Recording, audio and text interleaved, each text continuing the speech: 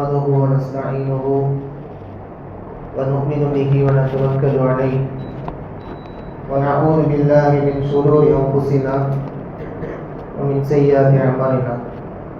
இன்றைக்குரிய ஜமாத்தார்களை இன்ஷா அல்லாஹ் 3 மணி அளவில் இன்று 25ஆம் பிறை சரியாக 3 மணிக்கு இரவு தொழுகையும் அதைத் தொடர்ந்து சகரோடு ஏற்பாடு செய்யப்பட்டிருக்கிறது. கண்டிப்பான முறையில் எல்லோரும் கலந்து தொழுகையில் கலந்து அதைத் தொடர்ந்து உணவிலும் கலந்து சிறப்பிக்குமாறு கேட்டுக்கொள்ளப்படுகிறது. قال الله عز وجل في القرآن القديم وكلامه المبين قل أوحي إلي أنه استمع نفر من الجن فقالوا إنا سمعنا قرآنا عجبا صدق الله العظيم. இன்று ஓதப்பட்ட 29ஆம் ஜுஸுவில் ஒரு முக்கியமான சூரா அல் ஜின். ஜின் என்றால் மறைக்கப்பட்டது, நம் கண்களுக்கு அப்பாற்பட்டது என்று அர்த்தம். ஜின்கள் நம் கண்ணுக்கு தெரியாமல் அவைகள் மறைந்தே இருப்பதால், நம் கண்ணுக்கு தெரியாமலேயே இருப்பதால் அந்த பேர் அவர்களுக்கு அப்படி வைக்கப்பட்டது. ஜின் அப்படின்னாலே மறைஞ்சிருக்கு அப்படின்னு அர்த்தம். இப்போ மறைஞ்சிருக்கக்கூடிய இனம் அவங்க இன்னொரு இனம், மனித இனம் மாதிரி அவங்க இன்னொரு இனம், நம்ம கண்ணை விட்டு மறைஞ்சிருப்பாங்க. அதனால் அந்த பேரை வச்சாங்க அப்படின்றது நம்ம கிதாபுகள் சொல்லி தரக்கூடிய விஷயம். ஜின்னு என்றால் மறைக்கப்பட்டது என்று அர்த்தம். குர்ஆனில் அல்லாஹ் சொல்லக்கூடிய வசனத்தை பாருங்கள்.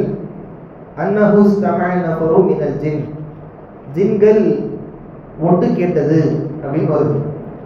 இந்த வசனத்துக்கு கீழே உள்ள ஒரு சம்பவம், ரசூல் ஸல்லல்லாஹு அலைஹி வஸல்லம் அவர்கள் ஆரம்ப காலத்தில் தூதர் ஆகுவதற்கு முன்பாக ஜின்கள்ல ஒரு பெரும் படை என்ன செய்வாங்க அப்படின்னா, வானத்தில் போய் ஆங்காங்கே அங்கே உட்கார்ந்து கொண்டு மலக்குகள் பேசக்கூடிய செய்திகளை அவர்கள் ஒட்டு கேட்பார்கள். இந்த ஆற்றல்லாம் அவங்களுக்கு இருக்கு. இங்கிருந்து இப்படி வானத்துக்கு போவாங்க அப்படின்றது நமக்கு அது ஒரு எட்டாக்கணி. வானத்துக்கு நம்ம போக முடியாது, உபகரணங்கள் இருக்கணும், இயந்திரங்கள் இருக்கணும். இது மனுஷன். ஜின்களுக்கு அப்படி அல்ல, வானத்துக்கு போவாங்க. நாம் நினைக்கிறத விட எல்லாத்துலேயுமே அவங்க ஸ்பீடாக இருப்பாங்க. இப்படி ஒரு ஆற்றல் எல்லாம் அவங்களை கொடுத்துருக்குறான். இப்போ ரசூலுல்லாஹ் நபியாகுவதற்கு முன்னால் வானத்தில் மலக்குமார்கள் பேசி கொண்டிருப்பார்கள். இந்தந்த மனிதன், இவனுக்கு இந்த ரிஸ்க் இருக்கு, இப்போ மழை பெய்ய போகுது, அல்லாஹ் இன்னென்ன வேலைகளை கொடுத்துருக்குறான், இப்படி இப்படி செய்யணும் அப்படின்னு மலக்குமார்கள் உட்கார்ந்து டிஸ்கஸ் பண்ணிட்டு இருக்கிறத ஜின்களின் கூட்டம் வானத்தில் உட்கார்ந்து ஒட்டு கேட்கும். ஒட்டு கேட்டு வந்து என்ன செய்வாங்க, இந்த பூமியில் இருக்கக்கூடிய ஜோதிடர்கள் இருக்காங்களா இல்லையா, இந்த குறி பார்க்குறவங்க, ஜோசியம் சொல்றவங்க, அவங்க கிட்ட வந்து காதல சொல்லும், இப்படி ஒரு விஷயம் இருக்குது அப்படின்னு. ஜின்கள் கேட்ட விஷயத்தை எல்லாத்தையுமே சொல்லாது, ஒரு உண்மையை சொல்லி 100 பொய்யை சொல்லும். ஆனால் அந்த ஜோசியக்காரன் என்ன புரிஞ்சுப்பான், இந்த ஜின்னு நமக்கு அடிமையாயிடுச்சு, இது சொல்றது எல்லாமே உண்மை அப்படின்ட்டு அதை அவன் மக்கள்கிட்ட சொல்லுவான். அதில் ஏதாவது ஒன்று கிளிக் ஆகும். ஒரு யூகத்தின் அடிப்படையில், ஒரு கெஸ்டின் அடிப்படையில் இந்த ஜோசியக்காரன் சொல்லுவான். அதை மக்கள் நம்பிட்டு அவனை தூக்கி தலையில் கொண்டாட வச்சு இன்னைக்கு நம்ம போயிட்டு இருக்கிறோம், பார்த்துட்டு இருக்கிறாங்க. இது ஒரு ஹராமான செயல், ஜோசியம்லாம் பார்க்கக்கூடாது சொல்ல போனால். அப்போ அவனுக்கு எப்படி தெரியுது அப்படின்னா, அது ஜின்கள் மூலமாக தான் தெரியுது. இப்படி ஒரு விஷயம் இருக்குது. இப்படியே ஆரம்ப காலத்தில் இந்த ஜின்கள் செய்து கொண்டிருக்கார்கள். அவங்க இனம் அப்படித்தான், ஆரம்பத்தில் அப்படித்தான் இருந்துச்சு. இப்படி செஞ்சுட்டு இருக்கும் போது திடீரென்று அவர்களுக்கு அந்த ஆற்றல் இல்லை. வானத்துக்கு போகிறாங்க. போகும்போது பார்த்தீங்கன்னா எரிக்கற்கள், சுகுவன் அப்படின்னு குரான்ல வருது. ஹரசன் ஷதீதம் ஒரு சுகுவா, இந்த சூரா ஜின்னிலே இந்த வார்த்தை வருது. சுகுபு அப்படின்னா எரிக்கற்கள், தீப்பந்தங்கள். வானத்துக்கு போனாங்க அப்படின்னா அவங்க மேலே வந்து எரிக்கற்களாக விழுமா. அப்போ அவங்க புரிஞ்சுப்பாங்களா, நாம் இத்தனை நாள் வானத்தில் போய் ஒட்டு கேட்டோம், ஆனால் இப்போ மேலே போக முடியலையே, ஏதோ ஒரு தடை இருக்குது அப்படின்னு அவங்க சுதாரிச்சுட்டு என்ன பண்ணாங்க, உலகம் முழுக்க அதுக்கான காரணத்தை அவங்க தேடினாங்க. உலகம் முழுக்க தேடினாங்க, என்ன காரணமாக இருக்கும், எதனால் நம்ம வானத்துக்கு போக முடியலை, அப்போ ஏதோ நம்மளை தடுக்குது அப்படின்னு உலகம் முழுக்க அவர்கள் சுற்றி பார்த்ததில் ஒரு விடை கிடைத்தது. என்ன அப்படின்னா, நஹில் அப்படின்ற ஒரு நஹ்லா அப்படின்ற இடத்தில் ரசூல் ஸல்லல்லாஹு அலைஹி வஸல்லம் அவர்கள் சஹாபாக்களுக்கு சுபூஹ் தொழுகை வைத்துக் கொண்டிருக்கிறார்கள். இந்த ஜின்களின் கூட்டம் என்ன பண்ணுது, அப்படியே வந்து ரசூலுல்லாஹ்வுடைய அந்த கிராத் அது கேட்குது. கேட்டோன்னு தான் அதுக்கு புரிஞ்சுது முகம்மது ஓதக்கூடிய இந்த ஆயத்து தான் நம்மளை வானத்துக்கு போக விடாமல் தடுக்குது அப்படின்னு புரிஞ்சிச்சு அவங்களுக்கு. அப்போ புரிஞ்ச உடனே இஸ்லாம் அப்படின்றது உண்மையை தெரிஞ்சிருச்சு. ஏன்னா ஜின்கள்லையும் நல்லவங்க இருப்பாங்க, கெட்டவங்களும் இருப்பாங்க. மனுஷன் மாதிரி தான். அப்படியே ஜின் என்றாலே பயம், ஜின் என்றாலே அவங்க கெட்டவங்க அப்படி அல்ல. ஜின்களில் நீங்கள் பார்த்தீங்க அப்படின்னா ஈமான் கொண்டவர்கள் இருக்கிறார்கள், காஃபிர்களும் இருக்கிறார்கள். அல்லாஹ்வை ஏற்றுக்கொண்ட ஜின்களும் உண்டு, காஃபிர்களும் உண்டு. இப்போ இந்த காஃபிர் ஜின்னு தான் போய் என்ன பண்ணுது, ரசூலுல்லாஹ் ஓதுறதை கேட்குது. கேட்டவுடனே அவங்களுக்கு மெய் மறந்து போய் குர்ஆனினுடைய ஆற்றல், அந்த அதிசயம் அவர்கள் மனதுக்குள்ளே சென்று அவர்கள் ஈமான் கொள்ளுகிறார்கள். அப்போ அந்த செயலை அவங்க விடுறாங்க. அப்போ ரசூல் ஸல்லல்லாஹு அலைஹி வஸல்லம் ஓதக்கூடிய அந்த குர்ஆன் வசனம் அவர்களை மேலே செல்ல விடாமல் தடுத்தது அப்படின்றது இந்த ஆயத்துக்கு கீழே சொல்லப்படுற விஷயம். அப்போ ஜின்கள் என்ன செஞ்சது, ஒரு கூட்டம் போய் ரசூலுல்லாஹ் ஓதுறதை கேட்டுட்டு வந்துட்டு அவங்க கூட்டம் இருக்குமா இல்லையா, அவங்கள்ட்ட சொல்லுது, ஃபகாலு இன்னா சமீனா குர்ஆனன் அஜபா, நாங்கள் ஆச்சரியமான குர்ஆனை கேட்டோம் அப்படின்னு சொல்லுது. அப்போ அங்கே இருக்கக்கூடிய அந்த ஜின்களும் முஸ்லீமாக ஆகின்றார்கள். ரசூல் ஸல்லல்லாஹு அலைஹி வஸல்லம் உண்மை, அல்லாஹ் உண்மை, இஸ்லாம் உண்மை அப்படின்ற உண்மை அவங்களுக்கு தெரிஞ்சு ஒரு ஜின்களினுடைய பெரும்படை இஸ்லாத்திற்குள் வருகிறார்கள் அப்படின்றது வரலாறு. சரி, இதில் நாம் புரிஞ்சிக்க வேண்டிய விஷயம் என்ன, இந்த ஜின்கள் மூலமாகத்தான் ஜோசியக்காரர்கள் இவங்கெல்லாம் பார்த்தீங்கன்னா செயல்படுறாங்க. அதில் இன்னைக்கு இருக்க ஜோசியக்காரங்களாம் அப்படி கிடையாது.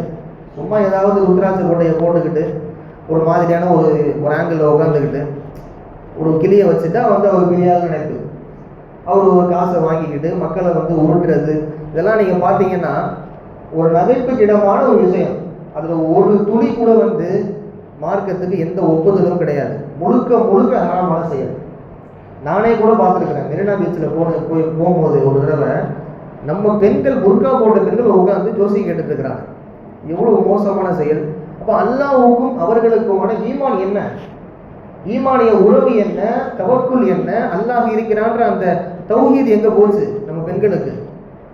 இப்போ பெண்கள் கூட நம்ம சமூகம், நான் சொல்றது வெளி சமூகம் செய்யறாங்கன்னா அவங்க வேற, அவங்களுக்கு மார்க்கம் தெரியாது, எதுவும் தெரியாது. நம்ம சமூகத்து பெண்கள் இதை செய்கிறார்கள் அப்படின்றத நான் சொல்ல வரேன். ஏன்னா அவங்க அல்லாஹ்வையும் இந்த பக்கம் தொழுகிறது, தஸ்பீஹ் இப்படி இருந்துப்பாங்க. இருந்தாலும் அவங்ககிட்டையும் போய் ஒரு வார்த்தை கேட்டுப்போம், நம்ம வாழ்க்கையை பற்றி என்னதான் சொல்கிறான்னு பார்ப்போம் அப்படின்னு ஒரு ஆர்வம் நம்ம பெண்களுக்கு. இது முற்றிலும் இஸ்லாத்தில் தவறான ஒரு செயல். நீங்கள் ஒன்ஸ் போய் பார்த்துட்டீங்க, ஒரு குறி சொல்கிறவன்ட்ட உட்காந்துட்டீங்க, அது ஆம்பளையோ பொம்பளையோ யாரோ ஒரு நபர்கிட்ட. சில பேர் பார்த்தீங்கன்னா எலி ஜோசியம் பார்ப்பாங்க, சில பேர் கிளி ஜோசியம், இப்படி ஜோசியங்களே பல வகை இருக்குது. நீங்கள் பீச் ஓரத்தில் போனீங்கன்னா உட்காந்துருப்பாங்க. அவங்க ஆள் பார்க்கறதுக்கே ஒரு டெரராக, ஒரு வித்தியாசமாக இருப்பாங்க பார்க்கறதுக்கு. அவங்க ஏதாவது நம்ம வாழ்க்கையில் மாற்றத்தை ஏற்படுத்துவாங்க அப்படின்னு நம்புறது இருக்குது பார்த்தீங்களா. இந்த நம்பிக்கையே நீங்கள் அல்லாஹ்வை தூக்கி ஓரமாக போட்டீங்கன்னு அர்த்தம். இறைவன்ற ஒருத்தரை நீங்கள் மறுத்துட்டீங்கன்னு அர்த்தம். ஒரு ஹதீஸ் தெளிவாக இருக்குது. என்ன தெரியுமா, யார் ஜோசியக்காரன்கிட்ட போய் குறி கேட்குறாங்களோ, ஜோதிடர்கிட்ட போய் அவங்க சொல்கிற விஷயத்தை நம்புகிறாங்களோ, அவங்க தொழுகை 40 நாள் ஏற்கப்படாது. அவங்க தொழுகை 40 நாள் நல்லா ஏற்றுக்க மாட்டான். 40 நாள், ஒரு நாள் அல்ல, 2 நாள் அல்ல. சில பேர் தொழுகாமே இருக்கிறாங்க, அவங்க வேற. அவங்கள போய் முழுசாக நம்பிட்டு தொழுகாமல் இருக்க மக்கள் வேற. ஆனால் இவருக்கு தொழுகையிலையும் பழக்கம் இருக்கும், அல்லாஹ்வையும் பிடிக்கும், ரசூலையும் பிடிக்கும், குர்ஆனும் ஓதுவார். ஆனால் ஒரு பக்கம் பார்த்தீங்கன்னா ஜோசியக்காரங்கள்ட்ட போயிட்டு அதை நம்பிட்டு இருக்கிறது. அப்போ அதை எவன் நம்புறானோ, எந்த நம்ம பெண்கள் நம்புறாங்களோ, அவங்க தொழுகை 40 நாள் ஏற்றுக்கொள்ளப்படாது. இது ஹதீஸ் எச்சரிக்கக்கூடிய செயல். உங்களுக்குரிய மக்களே, நாம் இதில் ரொம்ப தெளிவாக இருக்கணும். சரி, இப்போ ஜின்கள் இந்த பக்கம் பார்த்தா இப்லீஸ், இந்த பக்கம் ஷைத்தான். இந்த மூணுமே ஒன்றா இல்லை மூணுமே வெவ்வேறு ஆட்களா? இப்படி ஒரு குழப்பம் நமக்குள்ளே இருக்குது. ஜின்னு யாரு, இப்லீஸ் யாரு, ஷைத்தான் யாரு? ஜின் அப்படின்றது மனிதர்கள் மாதிரியே அவங்க ஒரு படை, அவங்க ஒரு இனம். மனிதர்களில் கெட்டவங்க இருக்கிறாங்க, மனிதர்களில் நல்லவங்க இருக்கிறாங்க. நல்ல சிந்தனை கொண்டவர்கள், வழிகெடுக்கக்கூடியவர்கள், காஃபிர்கள், முஸ்லிம்கள், எப்படி மனுஷனுக்கு என்னவெல்லாம் இருக்குதோ, ஆசாபாசங்கள், உணர்வுகள், கோபம், பொறுமை, பொறாமை, என்னெல்லாம் மனுஷனுக்கு இருக்குதோ இது எல்லாமே அவங்களுக்கு இருக்கு. அப்போ ஜின் நம் கண்ணை விட்டு மறைக்கப்பட்ட ஒரு இனம். நாம் பார்த்தீங்கன்னா சோறு சாப்பிட்றோம், உணவுகளை உட்கொள்கிறோம், மாமிசத்தை உட்கொள்கிறோம். ஆனால் அவங்க அப்படி இல்லை. மாமிசத்தில் உள்ளே இருக்கக்கூடிய எலும்பை உட்கொள்வார்கள், அது அவங்க உணவு. அவங்க மாமிசம் சாப்பிட மாட்டாங்க. மாமிசத்தில் நாம் என்ன பண்ணுறோம், எலும்பை உறிஞ்சி போட்டுறோம்ல, அதை தான் அவங்க சாப்பிடுவாங்க. அது அவங்களுக்கான ரிசுக்கு. இதில் மட்டும்தான் அவங்க வேறுபாடு. சரி, மனுஷன் மண்ணால் படைக்கப்பட்டவன், ஜின் நெருப்பால் படைக்கப்பட்டது. இதில் தான் கொஞ்சம் டிஃப்ரெண்ட்டே ஒழிய, நம்ம எப்படி ஒரு இனமோ அவங்க ஒரு இனம். அவங்க கண்ணுக்கு நாம் தெரியும், நம்ம கண்ணுக்கு அவங்க தெரிய மாட்டாங்க. நாமெல்லாம் பார்த்தீங்கன்னா அல்லாவோட கிருபையில் இந்த பள்ளிவாசலில் உட்காந்து பயானை கேட்குறோம், தொழுகிறோம், அல்லாவோட பெரிய பாக்கியத்தில் நாம் இருக்கிறோம். இதே பள்ளியில் ஜின்கள் மறைந்து பயானை கேட்பார்கள், தொழுவார்கள், தஸ்பீ செய்வார்கள். நாம் அறிய மாட்டோம். ஒரு கால் அல்லாஹ் அது தெரிகிற மாதிரி வச்சுருந்தாங்கன்னா நம்ம சாதாரணமாக நடமாட முடியுமா? கொஞ்சம் யோசிச்சு பாருங்களேன். கியாமலே தொழுக வரும், தொழுக வரும்போது ஒரு ஜின் ஓரமாக தொழுதுட்டு இருக்குது. நீங்கள் கொஞ்சம் கற்பனை பண்ணி பாருங்கள். உங்கள் கண்ணுக்கு அது தெரிஞ்சிருச்சு, நம்ம எப்படி வாழ்க்கை நகருமா? ஆனால் அப்படி பார்த்தவங்களாம் இருக்கிறாங்க. இப்போ ஜின்கள் மனிதர்கள் மாதிரி ஒரு படை, அவ்வளவுதான். ரெண்டாவது வருவோம் இப்ளீஸ். இப்ளீஸ் யாரு? இப்ளீஸ் என்றவன் ஒரே ஒருத்தன் தான் உலகத்தில். நல்லா புரிஞ்சுக்கோங்க, இப்ளீஸ் உலகத்தில் ஒரே ஒரு ஆள் தான். யாரு? அல்லாஹ் ஆதம் அலைஹிஸ்ஸலாம் அவர்களுக்கு சஜிதா செய்ய சொல்லுகிறான். மலக்குமார்கள் சஜிதா செய்கிறாங்க. ஒரே ஒரு ஆள் தான் மறுக்கிறான். அவன் யாரு? இப்ளீஸ். நான் நெருப்பால் படைக்கப்பட்டவன், ஆதம் மண்ணால் படைக்கப்பட்டவர், அவர் மண்ணு அப்படின்னு சொல்லி இலக்காரமாக பேசினா அந்த இப்ளீஸ். அவன் மட்டும்தான் இப்ளீஸ், ஒரு நபர். அப்போ சைத்தான் யாரு? சைத்தான் என்பவன் அது ஒரு தன்மை. சைத்தான் என்பது நபர் அல்ல, அது ஒரு ஆள் அல்ல, அது ஒரு தன்மை. சைத்தானிய குணம்னு சொல்றாங்களா இல்லையா? சைத்தான் பிடிச்சவன் அப்படின்னு திட்டுறாங்க பாருங்க. ஒரு சின்ன பையன் சேட்டை பண்றான் அப்படின்னா, ஏதாவது ஒரு காரியத்தை பண்ணிட்டு இருக்கிறான்னா அவனை திட்டுவாங்க. ஒரு சேட்டைக்கு சொல்லுவாங்க சைத்தான் பிடிச்சவன் அப்படின்வாங்க. அப்படின்னா என்ன அர்த்தம்? சைத்தானுடைய வேலைகளை செய்கிறான் அப்படின்னு அர்த்தம். வழி கெடுக்கக்கூடிய செயல், பொய் பேசுறது, பொறாமை, கோபம், இந்த மாதிரி தப்பான செயல்களை பண்ற ஆட்கள் இருக்கிறாங்க பாருங்க. அந்த ஆட்கள் அந்த வேலையை செய்யும் போது அவங்க சைத்தான் வேலையை செய்யறாங்கன்னு அர்த்தம். அப்போ சைத்தான் அப்படின்றது அந்த தன்மையை தான் குறிக்குது ஒழிய அது ஆட்களை குறிக்கவில்லை. இப்ளீஸ் என்ற ஒருத்தன், அவன் வேற. அப்ப அந்த இப்ளீஸ் என்னவெல்லாம் வழிகாட்டினானோ அந்த வழிகளை செய்யறாங்களா இல்லையா மனிதர்கள்?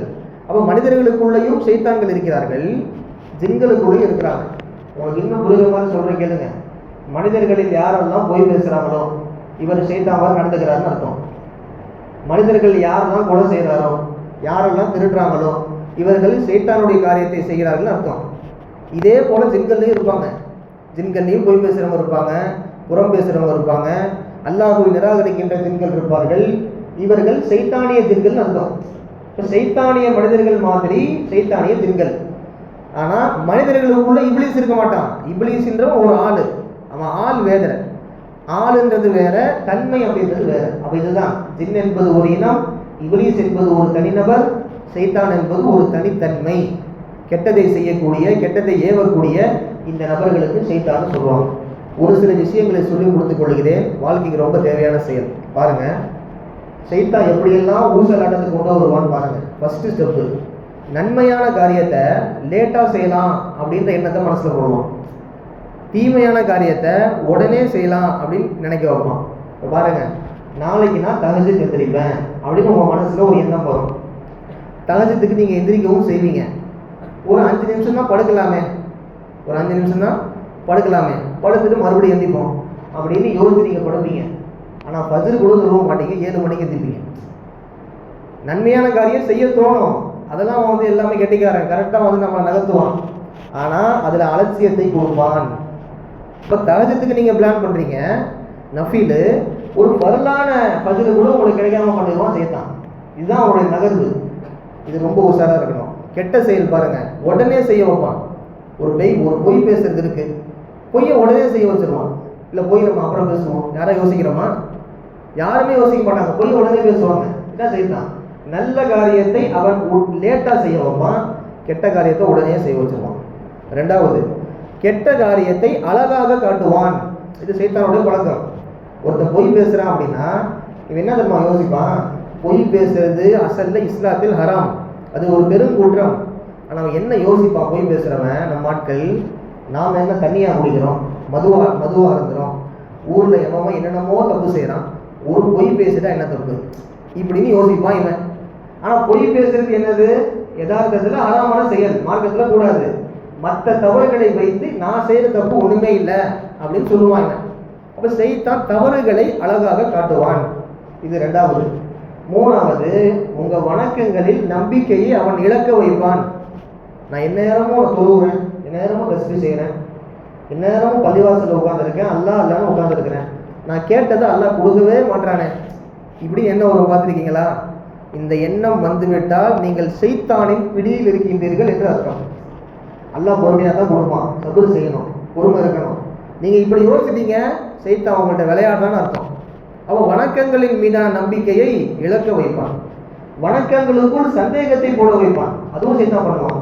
ஒரு செஞ்சுட்டே இருப்போம், கையை 2 வாட்டி கழுவுன மாதிரி தெரியும், 3 வாட்டி கழுவி இருப்போம், ஆனால் 2 வாட்டி கழுவி இருக்கமோ அப்படின்னு நினச்சி இன்னொரு வாட்டி கழுவ வைப்பான். அங்கே தண்ணியை வந்து வீண்வரையும் செய்ய வைப்பான் ஷைத்தான். இப்படியெல்லாம் பண்ணுவான். தொழுதுட்டு இருப்போம், சஜிதாவில் 2வது ரக்காத்துல உட்காந்தோமா இல்லையா அப்படின்னு தோணும். பார்த்துருக்கீங்களா? ஷைத்தானுடைய வேலை. 3வது சஜிதா 3 சஜிதா பண்ணோமா இல்லை 1 பண்ணோமா அப்படின்னு யோசிக்க வைப்பான். எல்லாம் கரெக்டாக தான் போயிட்டு இருக்கோம். அந்த வணக்கத்திற்குள் உங்களுக்குள்ள அந்த எண்ணத்தை போட்டுட்டு அந்த தொழுகையை தொழுக மாதிரியே அவன் பண்ண விட மாட்டான். தோட்டெல்லாம் பார்த்தா தொழுகையை டேமேஜ் ஆகிருக்கும். இதெல்லாம் சைத்தானோட வேலை. இந்த மாதிரி எண்ணங்கள்லாம் வந்துச்சுன்னா நீங்கள் புரிஞ்சுக்கணும், சைத்தான் உங்கள்கிட்ட ரொம்ப விளையாடுறான் அப்படின்ட்டு. வீட்டில் ஏதாவது பொருள் வச்சுருப்போம், நம்ம காணாமல் போயிருக்கோம், அவ்வளோ நேரம் தேடி இருப்போம், அந்த பொருள் கிடைக்காது. ஆனால் தொழுகையில் தக்பீர் கட்டி நில்லுங்க, அந்த பொருள் கரெக்டாக ஞாபகம் வரும், இங்கே தான் வச்சோம் அப்படின்ட்டு. இதெல்லாம் யார் பண்ணுற வேலை நினைக்கிறீங்க? சைத்தான் பண்ணுற வேலை இதெல்லாம். அதனால தான் சைத்தான் பிடிச்சவன் நம்ம நிற்கிறோம். இப்போ நல்லா தெரிஞ்சுக்கோங்க, இதெல்லாம் சைத்தானுடைய லீலைகள், அவனுடைய சூழ்ச்சிகள். இதிலிருந்து வெளிவர நாம் என்ன செய்யணும்? அஊது பில்லாஹி மினஷ் ஷைத்தானிர் ரஜீம் மோதணும். இது ஃபர்ஸ்ட் ஸ்டெப்பு. 2வது காலை மாலை சூரத்துல் ஃபலக், குல் அஊது பிரப்பில் ஃபலக் இந்த சூறாவை, குல் அஊது பிரப்பின் நாஸ் இந்த சூறாவை நீங்கள் ஓதிக்கொண்டே வர வேண்டும் வழமையாக. நீங்கள் அப்படி ஓதிட்டு வாங்க, சைத்தான் உங்கள்கிட்ட கண்ட்ரோலாக இருப்பான். இது அல்லாஹ் சொல்லக்கூடிய, ரசூல் காட்டு தரக்கூடிய வழி.